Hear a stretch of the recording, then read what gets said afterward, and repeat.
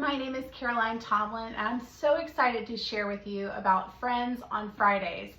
As I was driving this week, a song that is kind of older kept coming to mind called Freedom, and it rehearses over and over in the song the words from 2 Corinthians chapter 3, verse 17. In that scripture, it says, "Now the Lord is the Spirit, and where the Spirit of the Lord is, there's liberty," or freedom.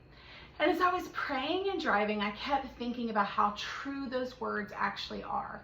That where God is, that there is freedom. That it doesn't matter what anxiety you're facing, it doesn't matter what fear or what lie of the enemy is coming up against you, you have freedom from it if you have the Spirit of the Lord and if you're standing in the Spirit of God. And if you think of the fruit of the Spirit, which is love, joy, peace, patience, kindness, goodness, faithfulness, gentleness, and self-control. All those things reflect the Spirit of God. And so if you are encountering anything outside of those, it's not Jesus. It's not the Spirit of God.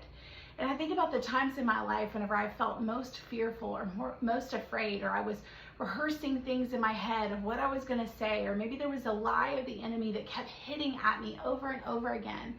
In those moments, I wasn't having freedom because I wasn't walking in the Spirit.